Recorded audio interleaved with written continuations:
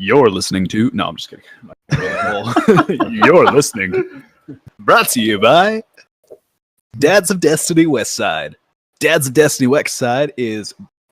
I don't know what I'm saying now. What the f*** is Wexside? Westside. All right. Brought to you by Dads of Destiny Westside. Family, work, destiny. Yeah. Let's not talk like that. You sound dumb. Yeah, no, I do. I gotta say though, I got The Office pretty much done, and I got all the stuff up in it. I got the giant Destiny 2 pre-order poster sitting right in front of me with Cade. Nice. Oh, it's awesome. That's awesome. Yeah. All right, guys. So here we go. You're listening to The Forgotten Faction, brought to you by Dads of Destiny Westside. If you want to learn more about Dads of Destiny Westside, visit dodwestside.com and follow us on Twitter at DODWestside.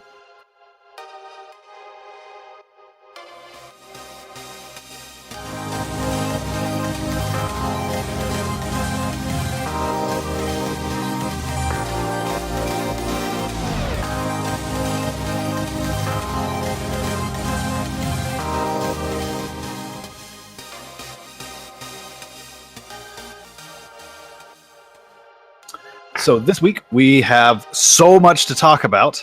We're a man down, but we shall persevere. Discord's not going to be with us today, but today we have Doc Holiday and System Glitch with us. So, Doc, how you doing this morning?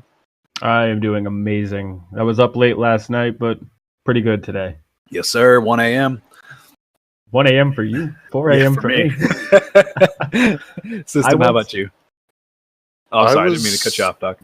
Oh, no, it's fine. I was saying I went to bed when I usually get up. I was up probably till about 1:30. We were trying to get into we were trying to do the raid.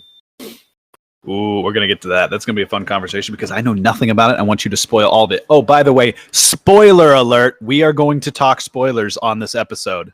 So if you don't want any spoilers, raid spoilers, trial spoilers, story spoilers, any of it, do not listen. But for the rest of you guys, enjoy. That sounded super creepy. I don't know why I just said enjoy. We don't know. Anyways, so since we recorded our last episode, we had the D2 release. Let's start there because I mean that is, oh my gosh, I've put so many hours into this already. It's amazing. I love this game so far. But let's get specific. Let's talk what you like, what you don't like. Doc, what you got? Pretty much, as far as I can tell as of right now, I have found nothing that I dislike except for the infusion. Okay, what do you not like about the infusion system? I don't like that it's gun specific or archetype specific, I should say. Okay, explain for those who haven't played the game or aren't at that level yet. Explain in detail exactly what the infusion system is. So you have your archetypes: submachine gun, auto rifle, scout rifle, hand cannon. You need the same archetype to transfer into it, unless you have very specific things like Cold Heart will take auto rifles. I don't know if there's anything else like that. I haven't come across anything else like that, but you do need a higher light level of the same archetype to infuse. Right, exactly. And I've come across some instances where the gap is too large between weapons and it says the base power is too low. So you have multiple using up. No, that's is that what the mod? So if you come across that means that the item that you're trying to infuse has a mod, so it looks bigger than it looks higher light level than it is. Got it. Okay, then that's my mistake. Anywho, with that in mind, you still have to line up the right archetype, which can be a pain if you have, let's say, a multi-tool and it's at 270 and you just got dropped a brand new auto rifle at 285 and you're like, I hate auto rifles. I want to put it in my multi-tool because multi-tool is what I'm going to use. You can't because it's the wrong archetype. Even though it fits in the same slot, wrong archetype. However, they did add the functionality between your secondary, your elemental, your kinetic and your elemental. You can infuse elementals into kinetics and vice versa. So it just has to be the same weapon archetype. So it's not too necessarily limiting, but it is a little bit frustrating if you get that drop and it's like, I don't use hand cannons, so this is worthless to me. but you have to use it, because it's your highest level item if you're trying to, be that higher level. Yeah. Like my 302 Sturm that I'm not going to use. Oh my god! But that has the fastest optimal time to kill of any hand cannon. Yeah, well, you see the reload time on that thing? Yeah. I just picked that up. It's so bad. Okay, so main. System. Is there anything you don't like so far about it? I don't. Just broad strokes here. I don't exactly agree with the clan rewards system. Okay, in what way?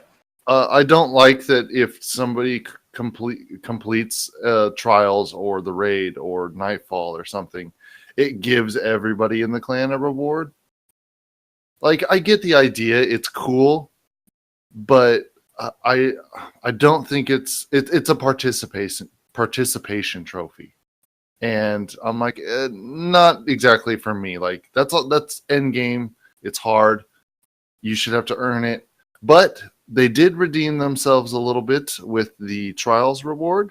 It came out as 10 power level. I was happy with that. So you have to earn the high level gear in something else to infuse that item up to a higher level. I was happy about that. So I can assume that raid weapons or gear for clan members will also be the same. So that was a redeeming quality in itself. I agree with you there. It was a little weird that they actually got. I thought it was just going to be an engram, not an actual one directly related to said achievement.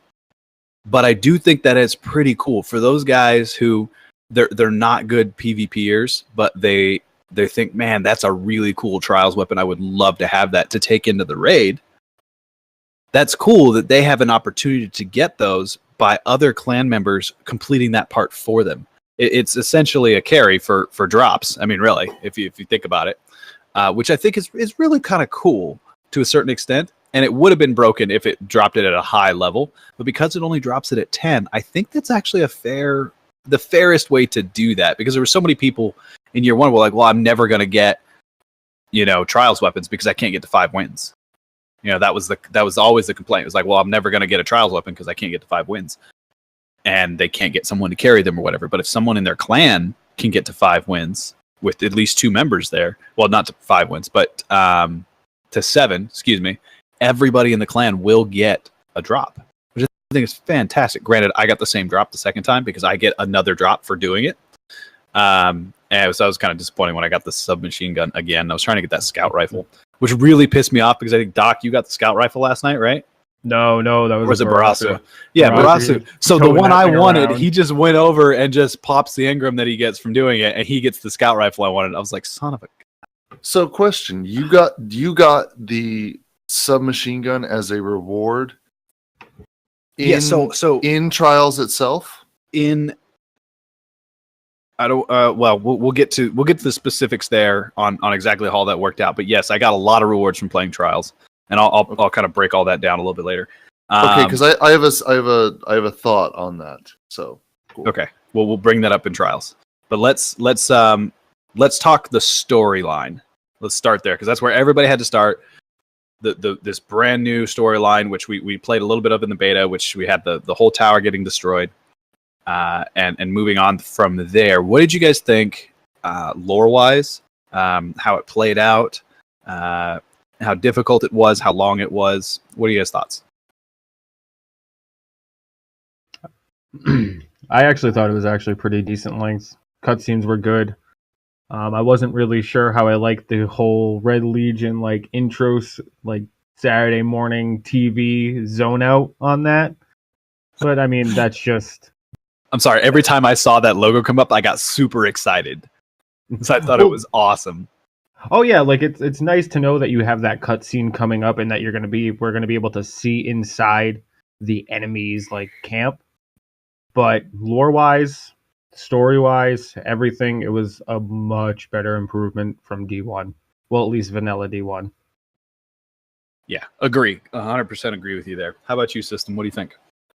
It was a good story. Had a lot of fun mechanics. I didn't really pay attention too much into the story.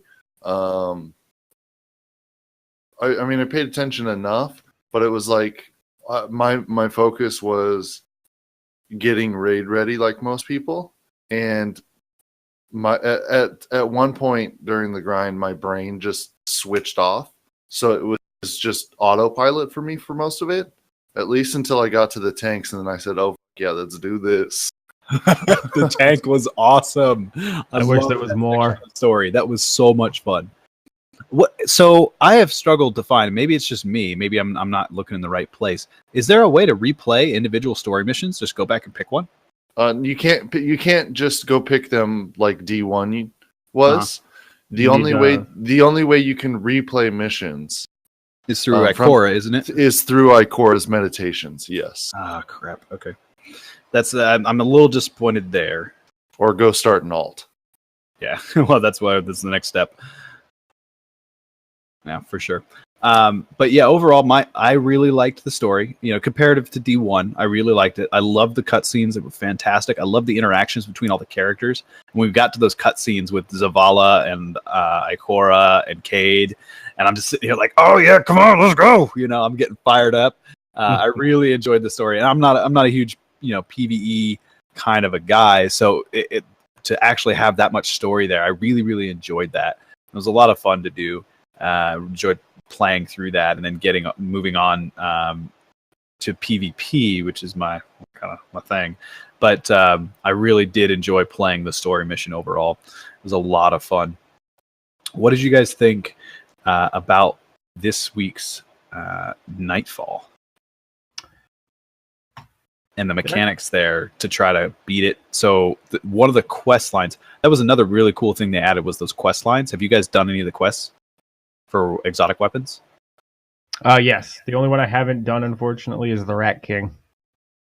Yeah, so it dropped me at random to the start of the Rat King. I didn't do anything, but I just got this thing in my inventory. It's like complete all this stuff for the Rat King. So I've started on it, but I did the multi-tool and I did the Sturm. Those are the only two I've done so far. Yeah, same here. I have them all except for the raid one. Oh, there's a raid one. Ooh, good to know. We'll talk about that. But Well, you get the quest in PvE, and most everyone had gotten the quest before the raid dropped, so nobody really knew what it led to. I know what you're talking about then.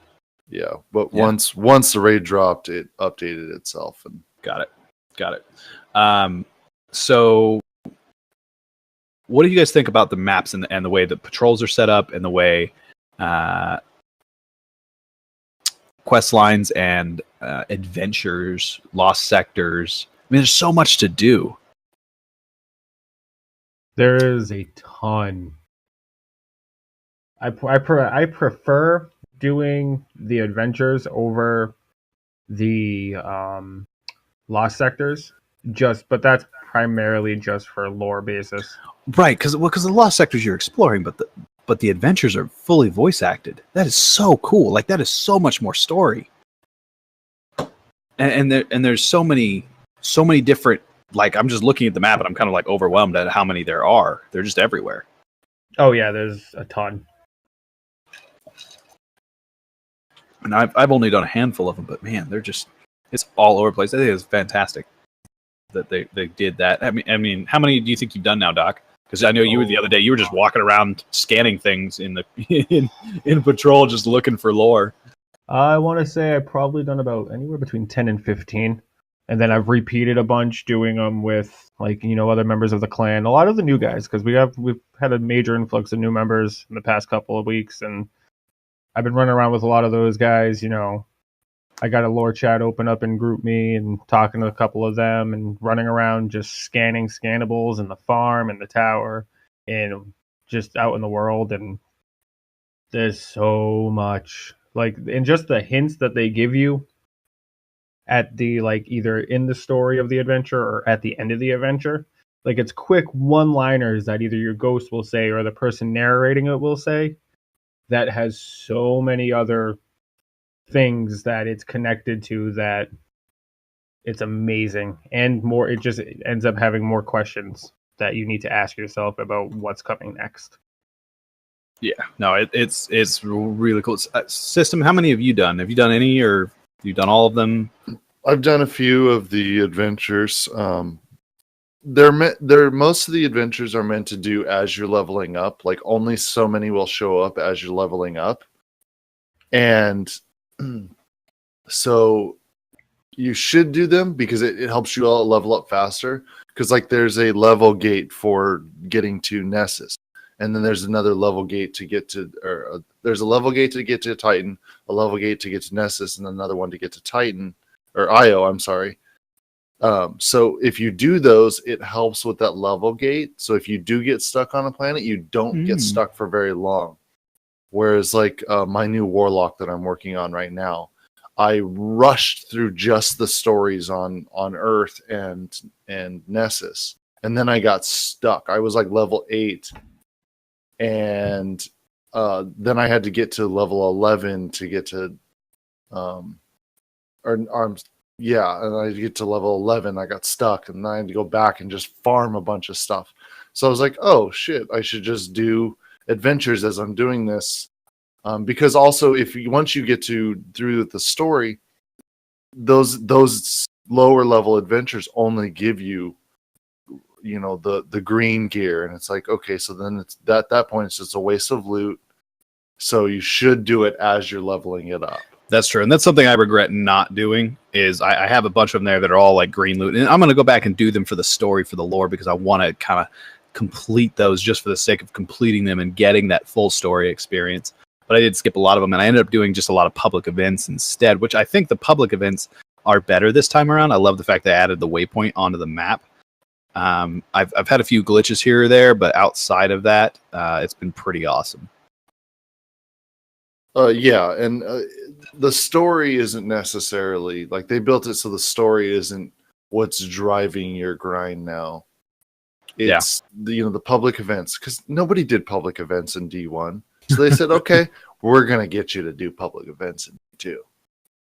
Very true. And there are tons of people doing public events, even past level 20, because you're chasing those exotics.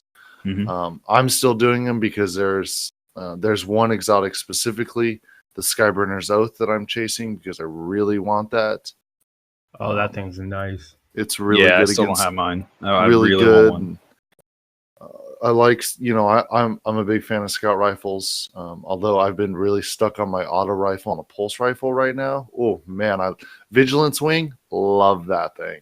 See, I didn't get that yet, but the pulse rifles feel so much better.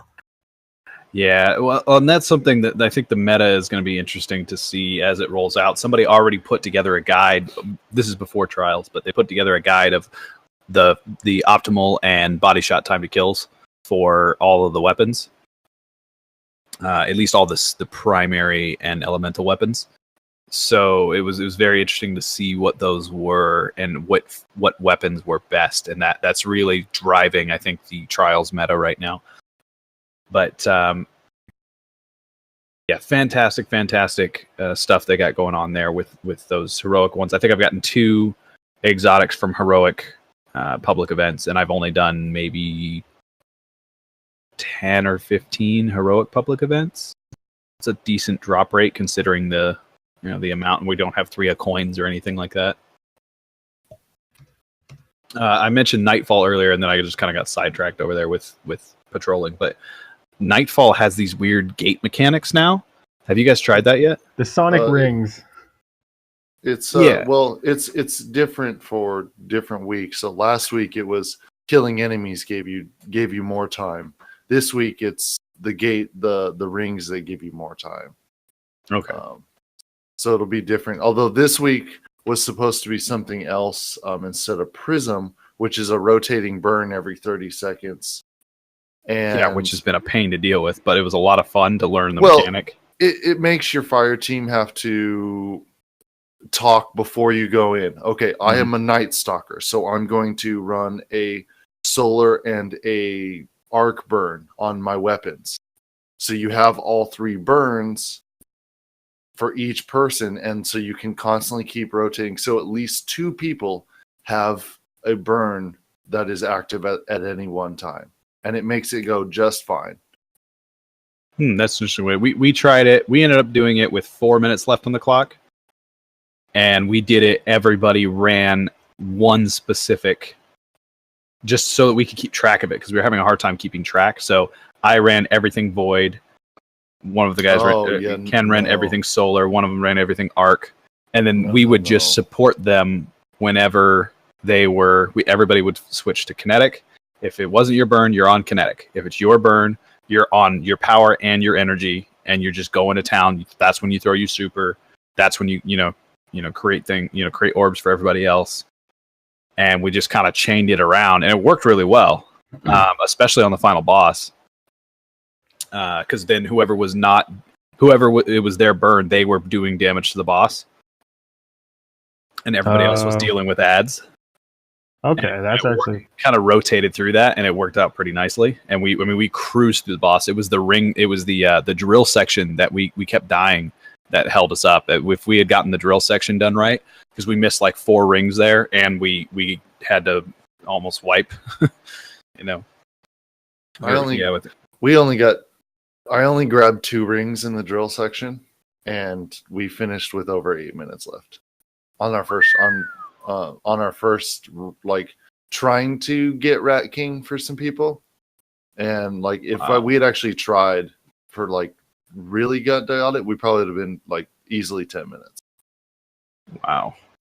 Damn. That's but impressive. you really want that double person, so your team shooting, because stuff will melt that much faster. If you have all 3 or one element on one person, you're only doing minimum DPS. Because they can't use their secondary and their heavy at the same time. So that's true. You want somebody's going to be using a secondary and another person's going to be using their heavy. You're going to melt. Like when we did when we first started the boss encounter, we were going through the floors immediately. We spent more time on the very last floor than anything else. Wow. See, I just picked up the Borealis, and I want to see how that would do in the Nightfall because it switches. Not that good. Really? Hard light's better. That's fair. Snipers are really underpowered. Like, they are really not that good. I haven't really found a point in anything yet that they are decent. That makes sense. Like linear fusions are a better sniper in PvP. No, I've noticed that. And PvE, they don't really have anywhere needed because most fights are pretty up close for the most part. I guess the only part, so this Nightfall, in reference to it, the only part that it would be good is the one person that should stay up top to activate the first ring. The first ring section you come across, one person staying up top to help take care of ads while waiting till most of the ads are done to start the rings, because you shouldn't start the rings until after most of the ads are dead. That's an interesting theory, or an interesting way to do it, I should say. I like that. That's a smart strat. You ensure that the door is about to be open, so you get the most time on it before you sprint out of there and sprint all the way to those 2 drill guys that you got to take care of before you can jump over to the drill. Awesome. I'm going to try that next time. Yeah. Very, very good strat there. All right. So we talked story. We talked Nightfall. I'll briefly go over PvP. I will try to keep this so brief. But I'm just loving it. That's all I want to say is PvP in quick play and competitive. I'm absolutely loving it. The team fire is great. The weapons I have are working out very nicely. I got a bunch of really good drops the other day, so I've got pretty much every weapon I could think of. It's all in the good drop categories. So all of that is fantastic. System Doc, what are you guys experiencing so far? You find anything broken, anything bothering you about the PvP right now? Yeah, not really. the 3-tap Mida The three tap Mida, yeah. Well, and it's not just like 3-tap from one person. It's the team fire. It's the team 3-tap Mida. So it's like getting hit with one sniper shot and it just insta death. And That's tough. It's really tough because you can't get in and engage somebody like D1. And I hate to like compare it to D1 because it feels so much better than D1. But in there's a lot of lanes, and maybe my fault for getting into lanes, but I want to encounter somebody, and I don't want to play a sniper battle with somebody. I've done that, and I want to engage. I want to play against them, but if I can't reach them, even if I have a Mida, I'm getting 3-tapped from other teams, and it's just like, well, this sucks. I'm just gonna hide around a corner and peek out and shoot, peek out and shoot, and it works, but it just like it slows down fights so much. Like we were running out of time before hitting max score 90% of the time. Really? That's slow. Yeah, I was not experiencing that slow. Yeah, it's like, and my skill level is a lot lower, so I'm somewhere in between a skilled playlist and a very casual playlist. So sometimes I'll get matched against some pretty sweaty teams, and then most of the time it's against really casual guys. So they're just sitting back, chillaxing, just picking people off, and I'm like, oh, this is boring. I'm out. I'm gonna go back and kill a giant mob of enemies because they at least want to rush me and shoot me. Yeah, it's been pretty rough. I found that the quick play matches aren't nearly as bad for that kind of a thing, but comp is definitely pretty rough, particularly on Countdown. And I don't know if they're going to have to make some modifications to Countdown to counteract that. But as it stands right now, Countdown is very campy, very scout rifle for most of the maps. And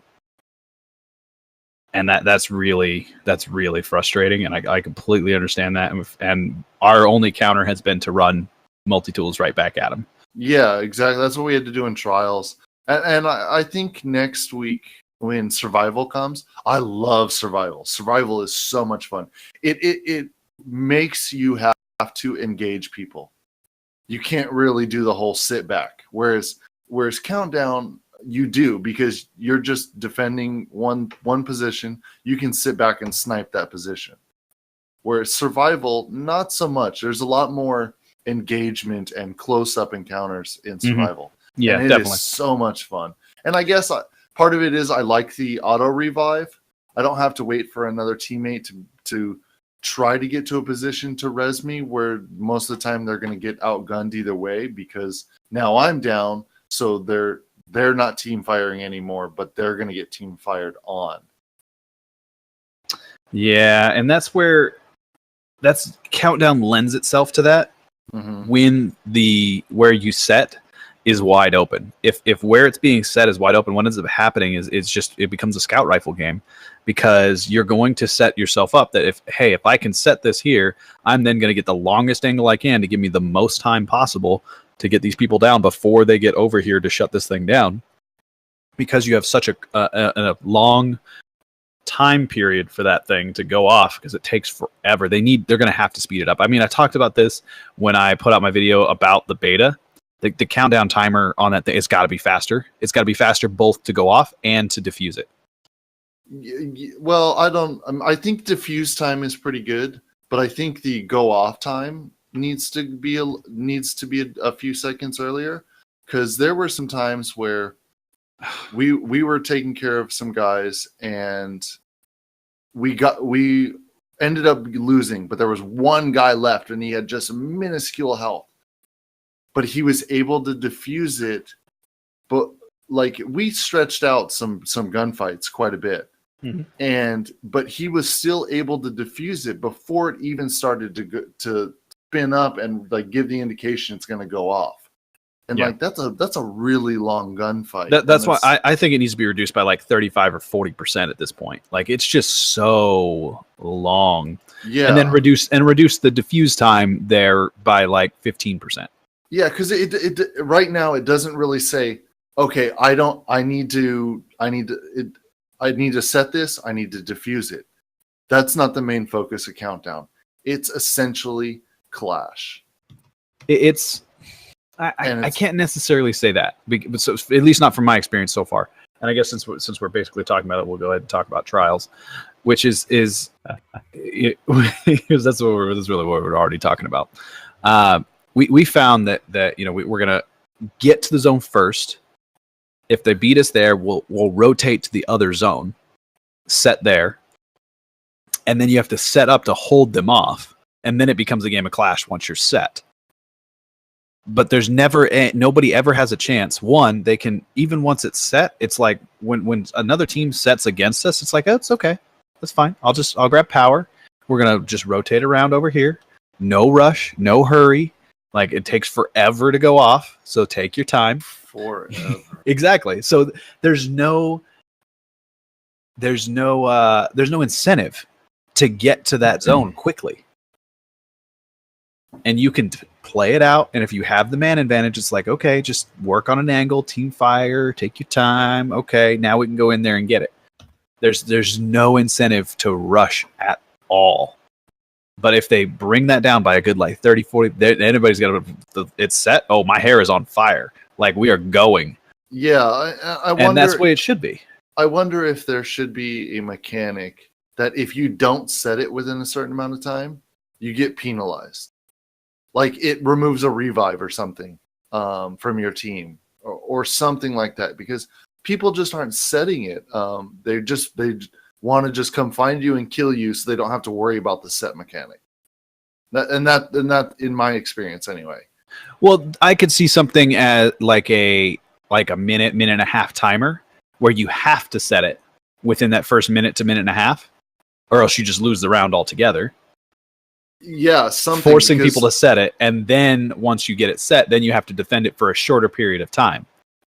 So as defenders, you can either keep them from setting, or you can let them set, or if they do get it set, then you have to push them off of it and defuse it. Mm-hmm. Yeah, so, it's an interesting one, and I think that's probably why I like survival better as a competitive, because you only get so many team revives, but you don't have to. It gets you back in that fight much faster, so you can help your team. Because like I had quite a few matches actually where my team ran out of revive, and the other team had full revives. We came back and wiped them a bunch of times, and that's a good redemption feeling. Going, shit, we're down and out, and we come back and just wipe and just take care of that team, and it's like, yes, got it. Yeah, and I am absolutely loving the survival game mode so far. It has been an absolute blast. I think it flows really, really well, and honestly, I think it's my favorite game mode so far of what they've offered. But yeah, so Trials. Let's talk Trials spoilers here real quick. The card system is different now. So you play as a team, 4-man team. You just start Trials. As soon as you win game 1, that starts your card. And then you start off with 1 win no matter what, always. And then you have to win 6 more to go flawless. As long as you don't get a loss, you will go flawless. You can still finish the card all the way up to 7 wins as long as you don't get 3 losses. Yeah, as long as you don't get more than 3 losses, it's technically considered a flawless run. It's considered a complete card. Well, in D2, it's considered flawless, but if you get a true flawless with 0 wins or with 0 losses, you get an extra chest. Correct, which is actually this really, it opens up so many questions on the lore. Doc and I were looking at this last night. So the third spire is basically the new lighthouse, and it's really weird, and I don't know any idea where it is. It's so many questions, and there's this emissary of the 9 there, and you go and you talk to her. And if you get beyond your first win, you get to 3 wins, it will take you up to another platform. So I'm sorry, back up. There's a launcher, like a Vex launcher. Cannon. Yes, and it launches you in the completely wrong direction and kills you if you have less than 3 wins. Once you get to 3 wins, it'll send you up to another platform where you could talk to another emissary and get another reward. And then when you get to 5, it takes you up to a second platform. Again, same thing. And then when you get to 7, there is a third platform, third emissary, third drop. The seventh one, though, gives you the opportunity to choose which weapon you want, which I thought was really, really interesting. Given the option to choose. And then if you're completely flawless, you at the top of the spire, you drop into a black hole, which teleports you somewhere where there is a ginormous dude who is, I guess, another emissary, and then he will allow you to choose an armor piece. No, I think it's the same emissary. No, it's a dude, because the other ones are female, and this one's a dude. Does it actually talk? I didn't hear it talk. No, but you look at him, it's a dude. I mean, I don't want to make assumptions here, but it's a dude. The other one kind of looks like a dude. I mean, they're technically genderless, I guess. I guess. I don't want to assume anybody's gender no. here, but, So it is. No, because she so here's why. directly talks about a brother. Yeah, she says, "I can hear you, but my brother cannot because you're too far away." Something like that. It's too great a distance. So it's her brother then. Yeah. Exactly. So it raises so many more questions now. All of a sudden, it's a crazy ton of lore. It's really cool to explore, and they made it an open world environment, kind of like EDZ or something else, where you can run around with your weapons and shoot them. So as soon as you get those trials weapons, you can immediately equip them and shoot them without having to go into a game or having to go to patrol. You can just whip them out and start trying them out, which is really cool. It's a lot of fun. It's a different way to do that, I guess. And I've never seen anybody else there other than our fire team. I haven't seen it. It's not necessarily fully open world, but it's at least a shooter kind of an area. Yeah, it's not a social space. It's just kind of like you have your guns equipped, which I didn't understand why they did that mechanic either. I was like, why? That's what leads me to believe that there's going to be something more there that we just don't know about yet. Yeah, there's got to be something. Yeah, there's got to be something coming. But yeah, so far, Trials is pretty sweaty. I got my first flawless run in with Artistic. That went really well. How do you feel about the locked loadouts? It's amazing. Oh my gosh! And the intros are so amazing. The intro is a little like it's cool, so you don't have to spend. It's like Monday Night Football, dude. It amps you up. I'm just like, it's cool because you don't have to spend the time, looking through their inventory. You get to see if what they have as far as weapons, and then if they have an exotic piece of gear. That's cool. Yes, right. And the other really cool thing. Does it take forever? Oh, it does take forever. Don't get me wrong, it does take forever. But what I really like about this is another way that Bungie is going out of their way to make it easier for the people who are new into PvP into getting comfortable with PvP and understanding how these things work. I mean, we used to have to go do this by hand, and those people that were doing that were usually the top, higher tier players. Were going in, looking at loadouts, getting detailed, looking at subclasses, doing all that kind of stuff that other people that were newer to Trials or weren't very good weren't doing. And now they've built that into the game, just like they built in how you can look at if somebody has a super or not. They've all those things. They've gone out of their way to make it more functional for those that are newer to it, that they can understand, like, oh, I have a visual indicator that tells me this. Not just, oh, I know that we're round 3 and he's got at least 8 kills, which means he's going to have his super by now because he was a tier 5 loadout. It's not that. It's there's an actual indicator, like, okay, he's got his super. What I like is that it shows players that don't do a lot of PvP what the current meta is, because they're going to be able to look at anybody that they play against, and, look and go, I'm seeing a lot of Midas, and I'm losing to a lot of Midas. Maybe I should use a Mida. Yep. Like it will very valid point. Like it's helpful. It's nice, and I noticed that me not doing a lot of PvP when we were doing Trials last night, I noticed that I was actually looking at the loadouts more because they were right there. So I was able to look and go, okay, this is what they're going to be able to do. oh, I know that helmet. That helmet, gives them help on their abilities, so they're going to have abilities quick. I know that gun, I have that gun, so I know what the perks do. I know what to expect. So, I mean, Exactly. for me, it was a lot more helpful, and I do like the PvP a lot better in D2. I'm actually playing PvP, and I'm actually enjoying PvP, and not actually doing too terrible. That was the point. Yes, it's working, Bungie.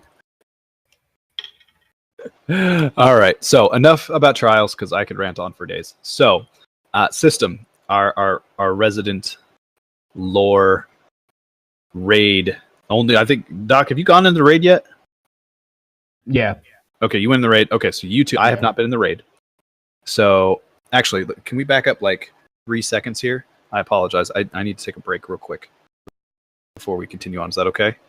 Yeah, that's not a problem. We can take a break. Give me 5 minutes, guys. Sorry, something just came up here. Let me deal with this, and I'll be right back.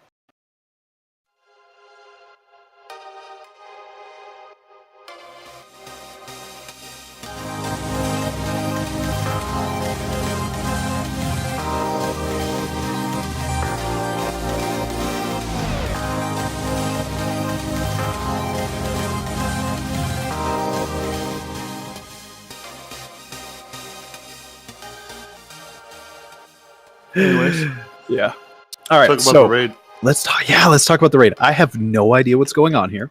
I did get the limited edition. I did get the limited edition. So I got the little booklet that kind of goes through like a bunch of different things, but I have no idea what that's related to. I'm assuming it's related to the raid in some way. But tell me about the raid. I want to know. Spoilers. You get to go swimming with Cabana Boys. Is that what the pleasure garden is? No, actually, no. So the raid is the largest space in Destiny I've ever seen. It is easily 4 to 5 times bigger than the Dreadnought. I thought they actually gave us an exact number on how big it was compared to the Dreadnought. If they did, I missed it, but it's huge. Let me see if I can find it. Each encounter, you when you start in the raid, you start in on a bridge, and you see the entirety of the city, as it were, that is the raid space. So you're essentially on top of the Leviathan, but on this living city. And you run in, you see a bunch of enemies, and which makes for the best trolling for new members. Wait, what now? So when you land on the bridge, there's a bunch of Cabal that are lining the bridge in front of you. They don't shoot you, and there are a bunch of yellow bar dudes with big guns.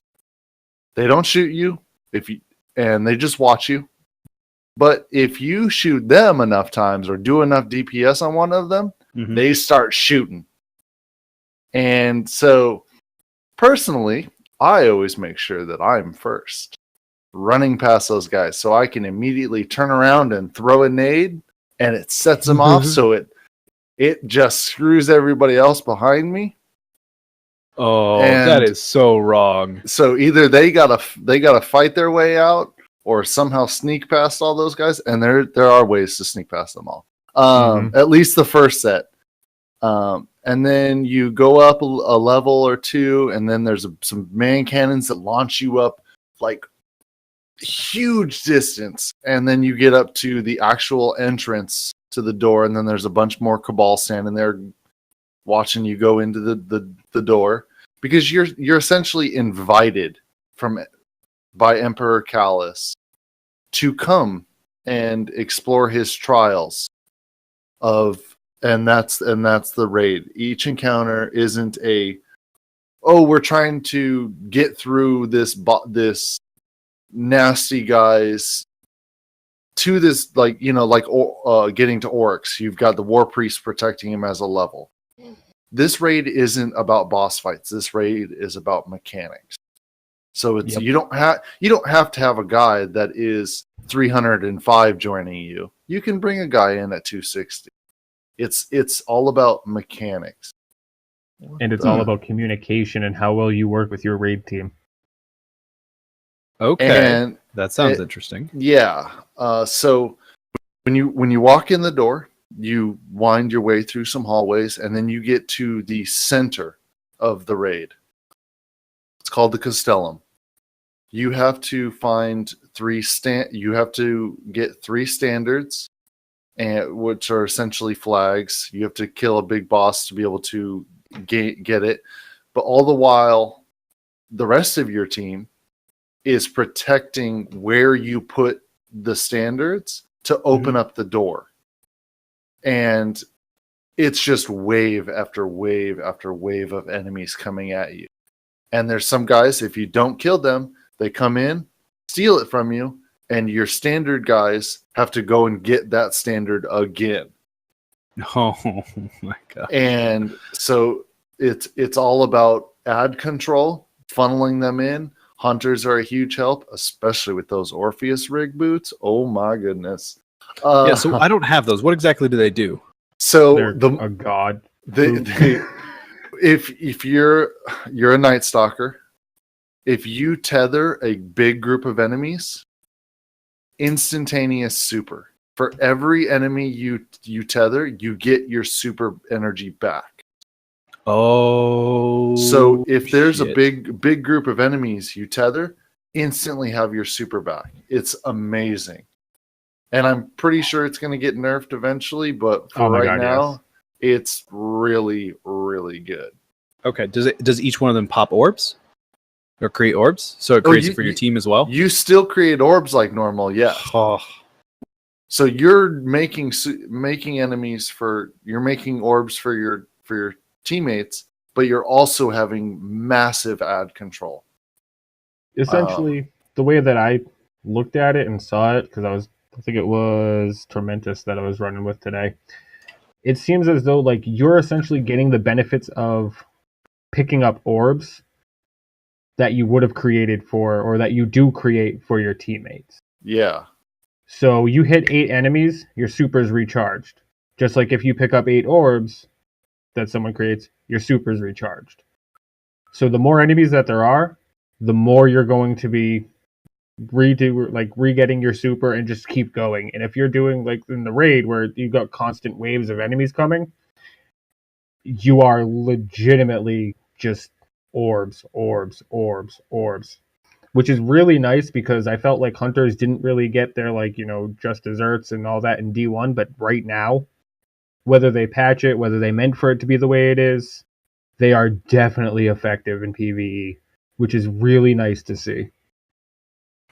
agreed. And supposedly gunslingers, yeah, can use their super, and in doing so, they will create enough orbs to refill everybody else's super. Yeah, as long as you're getting precision shots, then yeah, it'll create orbs for everybody. But Okay. for the Castellum, that time frame is not that good because you're all about ad control. That gunslinger perk creating those orbs, you're not going to kill anybody because they're yellow bars that you need to kill. The rest of the ads, sure, but these guys that your main focus is on, because you can worry about the secondary guys, yes, but they're not your priority. Your priority is the yellow bar, 3 health bar guys.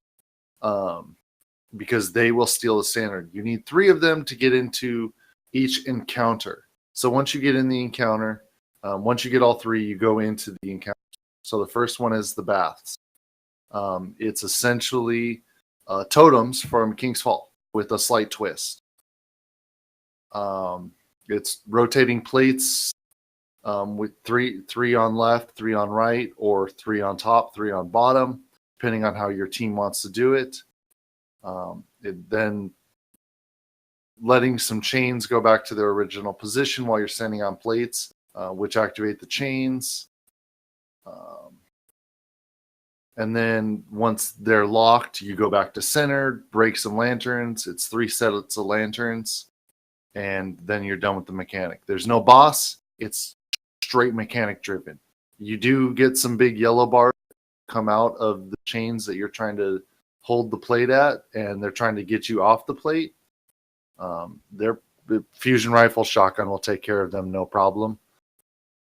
But that seems to be a big problem for most people. They can't seem to, because there's not a lot of ads. You only get 3 ads at a time along with the big guy. So it's not a lot of ad control. But if you start falling behind, some people can't handle that kind of ad control. They'll get taken out, and it sucks. And the biggest mechanic with the raid, single person revive. Yep. Each person can only res one person for the whole raid. No, just each encounter. Oh, okay. And if you don't res somebody, once somebody dies, the entire team gets a counter. Your light starts fading away. You get 30 seconds to res somebody. So like all the left side, if one person died on the left side, you have to be really cautious and be really careful, because if another person dies on that side, somebody's going to have to like get off their plate to go res him, which really slows down that encounter. Wow. And then you're taking that much longer. There's more ads. You're going to start running out of ammo. You're losing revives. And once you're out of revives for the team and somebody dies again, it's essentially hard mode. But worse, because if you can't res that guy, you have 30 seconds and the entire team dies. Okay, so it's similar to the countdown token revive mechanic. Exactly. Okay, let me ask you this. If you're the one who dies, do you lose your token? No. Only the person resing you loses the token. All right. That's a little different, but okay. Oh my gosh. Sorry, I just decided to load up the raid real quick just so I could see it. It is gorgeous, man. It's that is a gorgeous looking raid. This is going to sound really, really bad, but it's essentially Trump's living room in Trump Tower. Oh my god! Oh my gosh! So that's what my girlfriend equated it to, because the guy, he loves gold. He likes a lot of gold. And the first time I loaded it in and I showed my lady, she's like, "Why is there so much gold? Like, what? Why?" And I'm like, "Well, I don't know. Gold is cool. He's an emperor. He wants gold. Plus, if anybody remembers remembers Futurama, Hedonism Bot, that's Emperor Callus."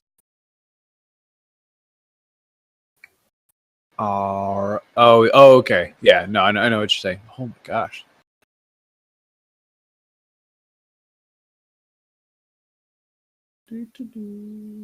Holy cow, this is just gorgeous. Like, I'm just looking around at this, and you're right, they don't shoot at you.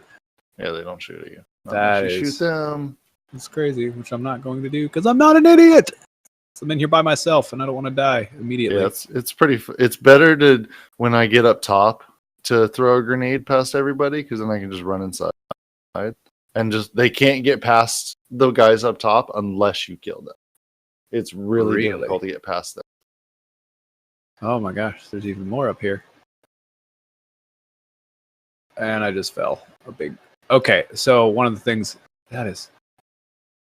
they did a great job with this, seriously. It's huge. Yeah, it looks massive. Like, I'm not even really exploring anything, really. I'm just trying to get up here. Oh, hello. More Cabal. And they're all staring me down. This is creepy. And that is what the world? That is massive. Is that his face? In gold? Yeah, Emperor Callus. Yeah, he's all over the place.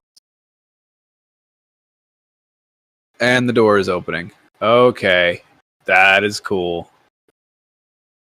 So overall for this raid, so how far have you gotten into it? I have gotten to the 3rd encounter. Okay, out of how many? 4. 3 out of 4. Okay, and the 4th one is the final boss fight? That is the Emperor Callus. Okay. So you've gotten to 3, but not made it past that. Yeah, last night we could have done it, but everybody getting tired, so Okay. We had Interesting. to call it Why are all these berries on the floor? Fruit, wine. whatever it is. So there's an adventure. There's an adventure on Nessus. It's Invitation from the Emperor, I believe, is what it's called. It explains that he wants to turn Nessus into wine. He uses the Leviathan. He wants to con- grind it up. Yeah, he converts it to wine, and I think that's exactly what all those berries are for. Oh, crap. They're starting to shoot at me. Okay. I didn't even shoot anybody. Yeah, no. Once you're in the Castellum, it starts it. Is that where I am? I think it might be where I am. Yeah, I am. Yeah, Okay. that is the standard opening doors area. Those enemies will shoot you. Okay. This is cool looking. And there's 4 doors. Yes, there's 4 doors. There's Cup, Beast, Sun, and Cleavers. Okay. And each door opens an encounter. Which? Um, Oh, I have the wrong subclass on. That would explain. The first door on the left, that opens the bath. And then First door on the left. Okay. middle door opens Pleasure Gardens. Oh, pleasure garden. And then the right door opens the Gauntlet, and then the top door on the left opens up the boss fight. Okay, so I think I see these stanchion things. Like there's some holograms, just like sitting They're there. they're holograms until you kill the big boss, Okay. and then they actually come into existence. I'm like running with my head cut off because I'm about to die here. This is insane. Like this is just, it's massive. Mm-hmm. It's a huge area. It's a very large area, yes. Like, I'm just trying to get to the top. And then these gold statues are just ginormous. And there's all these doors. Huh. Yeah, no, it reminds me of Persian type architecture. Yes, that is exactly. It reminds me of the Hanging Gardens of Babylon. That's what I wanted to say. It reminds me of. Like it, because everybody kept saying, "Oh, it's Egyptian." It almost is, just because of the gold. But when you actually look at it, and you look at like Persian style themes, like Ottoman Empire, that kind of thing. I would say it's more Roman than it is Egyptian. Oh my God, yes. Well, just so Babylon was pre-Roman, like that's Right. that led Right. into that, and that's why the I garden know kind that. of feel to it. Most people though, it would Yeah, be better equated to Roman. that's true. That's true. Yeah, Callus just sounds like a Roman emperor name too. Not to mention. yeah. Oh my gosh, this is just so beautiful. As I say, running around killing things. Oh my gosh, that is a big guy. All right, this is not going to go well. I have a feeling. Oh, that did not do it as nearly as much damage as I was hoping it would. Okay. Yeah, I can see why you would need 6 people for this. Oh yeah. Yeah. I'm trying to solo Yep. this right now, and it's not going well. No, I think the minimum you could do Any section It's with it is probably 3. any section that I've come across so far is 3, except for gauntlets. You definitely need 6. Okay. They did a very good job making it so you cannot do it with less than 6 people. Yeah, there's going to be Oh my no gosh. soloing this raid, I have a feeling. The only encounter that I think you could actually 3-man it in is Pleasure Gardens. Oh, and I'm dead. Okay. And there is nothing Holy pleasurable cow. about it. Okay. So, anyways, what parts of the lore in the raid have you guys found to be the most interesting? See, I haven't had a chance to actually get in there and explore. My main goal was just trying to get through the raid. Once we actually complete the raid, I've got a couple of people that are going to be running in, and we're going to just run around and explore the actual space for a little bit. So I can get back to you once I'm able to do that. Okay. So, well, I mean, even the lead up to it, you've got Emperor Callus, right? Yeah. And now that his Red Legion general is dead. Oh, that wasn't his general. No, that wasn't his general. He tried to overthrow, or did overthrow, Callus. Yeah. So. Oh, really? If you look in your book, it explains it. Okay. So there was a mutiny, and Gaul took over for Callus, and they exiled Callus on the Leviathan. And that's part of why that invitation from the Emperor adventure explains that, hey, Gaul's dead. I'll allow you to come back into my fold, but you must come to me. And he invites you. And because now that could technically unexile himself, but he's built himself such a pretty empire on the Leviathan, why leave? Yeah. He's got a planet-eating machine under his palace. True. Is it a machine or is it a? It's a machine. Oh, okay. It's a giant Cabal ship. Yeah. Okay. Once you start getting into the depths of it, you see that it is an actual Cabal ship.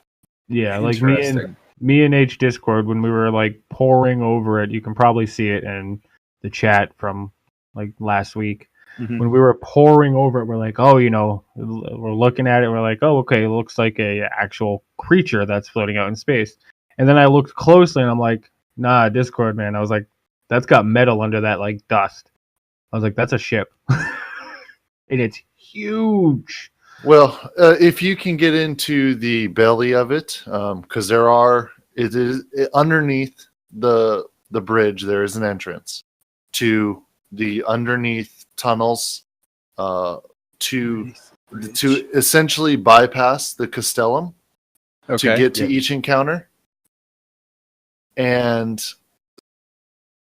so you see all the under intricacies, the engine, and all that kind of stuff. Because you don't have to go through the Castellum each time. So if you leave and come back, in order to get back into that encounter, or into, like, you get a checkpoint for Pleasure Gardens after you beat Baths. Mm-hmm. In order to get back to Pleasure Gardens, you have to either go through the Castellum, or you take the shortcut underneath the ship. Huh. Okay, that's pretty cool. But that shortcut is back where you first spawn in? It's where you first spawn in. It's underneath the bridge, and you have to activate some levers to be able to get inside. But once you're inside, that's a whole nother maze. And it's huge. They're still mapping it out right now. Wow. Okay, why does it say joining allies? That's not good. So once you go to the Castellum, you can't leave? Yeah, correct. Oh, interesting. Unless you go through a door. You can't go back to the bridge.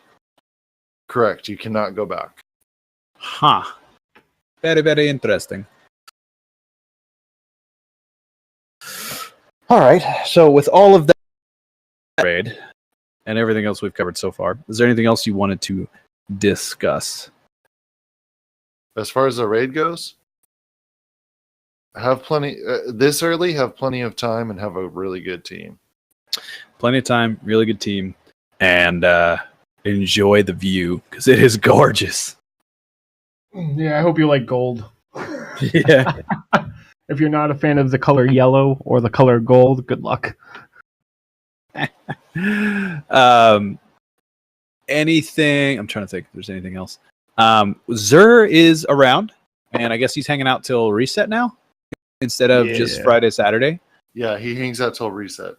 Okay, and with that in mind, any recommendations to people this week? Merciless. Buy all the stuff if you can afford it. Buy it all for alts just to have it ready for infusion fuel if you need it. Yeah, because it's 270, so which is pretty nice. Yeah, it's whoa, 270. What are you talking about? It all drops at 270 from Xur for no matter Yeah. what you're like. And also, okay, yeah, you're right. You're right. side note, I just saw that. So the people that world first the raid was SC Slayer Age, and which is a part of a clan called the Legend himself. Yes. They have been doing achievements in Destiny for quite some time now.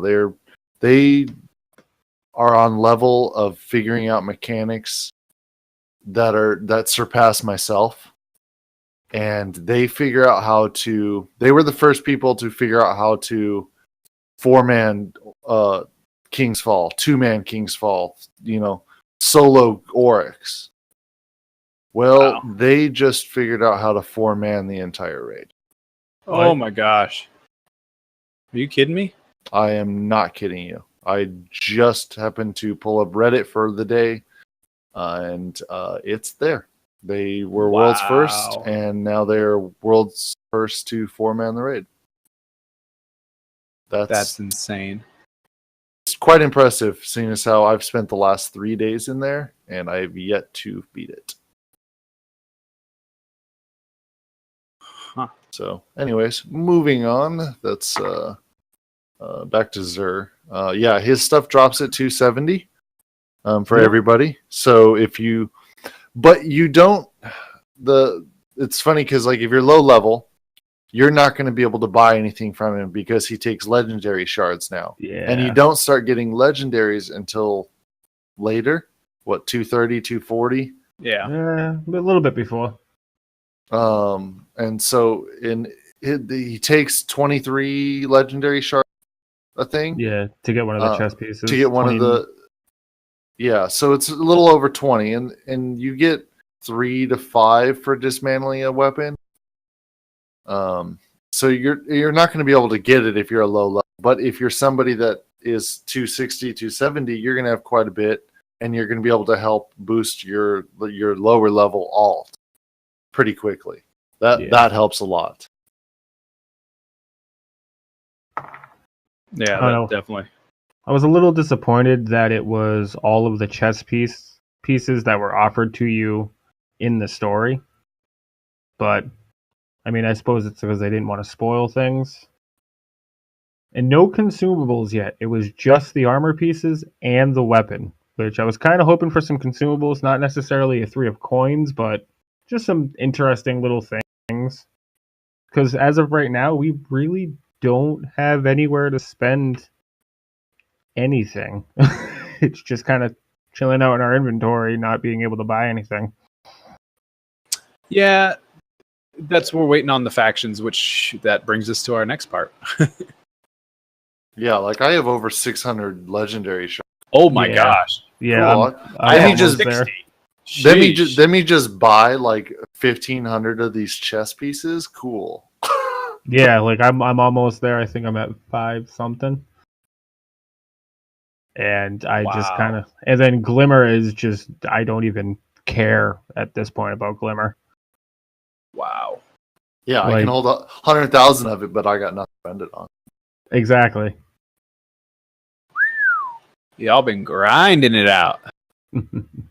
Yeah, But, that's impressive. I took 2 weeks off of work so I could play the raid. Oh my gosh. Oh my god. No, I want those factions. I need my dead orbit so I can just pour stuff into them. Well, and that's I guess that's the question. Yes, they said faction wars, but and the tower does have Dead Orbit, Future War Cult, New Monarchy in it. But Yes, the real question is how is faction wars going to work? Is it going to be like the clan system where each person, it's going to be a clan system in the game, whereas like everyone associated with New Monarchy is a clan, as it were, air quotes, so that as you progress the levels, does everybody contribute to like faction rep, or is it still going to be individual, or is it going to be individual and also a faction rep for the entire Destiny community and it's going to be like a true faction wars kind of thing. Question: will you be able to individually rep, or will your clan as a whole have to pick? Well, See, that's would be what upsetting. that's why I think it's not necessarily like clan, but it's going to be, think of New Monarchy as a clan, a Future War Cult as a clan. So everyone associated to that will work towards those levels as a whole, like the clan system, clan level. Interesting. And then another Very good question interesting. is, will they have their own weapons and armor like every? And will the old faction reps be back, or will it be new ones? See that? Actually, we've pretty much confirmed that all the old ones are coming back. Because if you go look around the tower for a little bit, and you start, yeah, Doc and I were doing this yesterday. Actually, if you go over to the hangar, you can see that they've been spying on each other. You can actually activate a few little notes items, and you can see that they've been spying specifically on the old faction leaders. Iraq Jalal. Iraq. They bring up Right, and Lakshmi, I think that's how you say it. Lakshmi. For future war cult. And then Specifically, Hideo. that stuff has gone to them. Yeah, and then so it should be the same ones, as they have been specifically mentioned as like literally one of them is spying on the other. Yeah, on. Hey, you're spying on somebody like that. You could assassinate them. Just saying. Oh, yeah, you're not kidding when you say these guys are. I tried to shoot some of them. That was a mistake. No, that was a mistake. What I want to see is if we're going to get other factions. The Concordat, the Trinity Star. I think it's called. There's nothing to rep them in the tower. I think at this point they would have at least dropped some sort of a hint if that was the case. Well, we got hints towards the Concordat all throughout Destiny 1. That's why I'm kind of hoping we at least see them. Because you had Lysander's Cry the Sparrow. You had, they brought up the Bannerfall map for Crucible. They brought it up. They kept stressing the fact of his, Lysander's issues that he had with Osiris. Like, there's so many different things that led up to it in D1. And then D2 hit, but we haven't seen anything yet. Well, no. I think there was one. It was on Earth. There's one scannable that brings them up. The Concordat, at least. So interesting. I have not found that yet, but that would be very interesting. But I mean, if we see them, it's probably going to be in the next expansion, which is going to be about Osiris, anyways. That would be a great place for it. Would be a great place for it. Alrighty. Can you guys think of anything else to talk about today? The speaker's dead. Yes, he is. Yeah, he is. Confirmed here. The speaker's dead. And we didn't even get to speaker. see his goddamn face. I know, right? For real. Well, he's dead. You don't need to see it. Unless he's Osiris. No. In hiding. Osiris was his disciple. Come on. Yeah, but how do you know? Because it's explained. No, yeah, it said it. It's said in the right. But how do you know it's not him? Prove it. Prove it. Because the System. Prove it. Osiris was exiled. He's been working on the Vex for quite some time. Working on or working with? Oh. Both. Yeah. Interesting, huh? That strike pretty much confirms it. Yeah. Have you seen I'm sorry, what strike confirms what now? The Pyramidion? Yeah. I haven't played that yet. You should probably play some PvE. Yeah, I should probably do some of that. This is why I have you guys, though. I feel like I bring this up every time. You should play some PvE. I What played PvE. I played PvP, so you should probably play some PvE. I don't know, dude. I mean, that seems to be stretching that whole analogy a little bit. I mean, you play PvE or PvP, so I should play PvE. Yeah, that seems to be stretching things. How about this, Zach? I went into trials. You can do some PvE. I played the story. Yeah, that don't count. It's like when I went into trials with fighting. He ended up, when we were done later, he ended up apologizing to me because he didn't have any good weapons. You know where those good weapons come from? PvE. PvP, because that's where I've gotten all my good weapons so far. Because I don't play PvE. Oh, let's take that back. I did get my multi-tool from PvE. I can't say that. I did go get that. So you guys are right. Maybe there's some sort of a point to this balanced approach that Bungie's trying to shove on us. I don't know.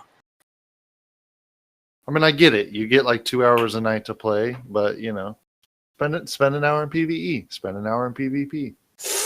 Man, that's a lot of time. I mean, isn't this game like repetitive or something? I mean, that's what everybody keeps saying. We'll talk about repetitiveness in 3 months. Yeah, exactly. Yeah, Okay, guys. Well, I think that is plenty long enough at this point for a podcast episode. I think you we did guys- everything. I think we covered it all fairly well. So, with that in mind, gentlemen, I appreciate y'all hanging out this afternoon, and I will see you in the Crucible. What?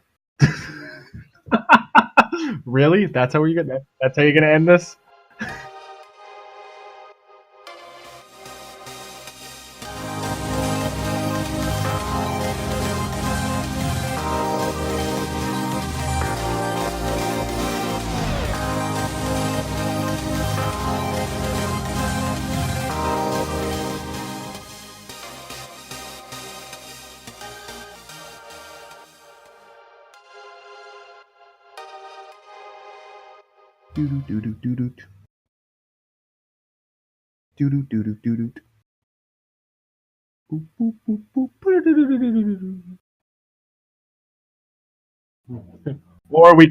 Or it's just nice to have a conversation that's not, hey Dad, can we go here? Can you buy me this?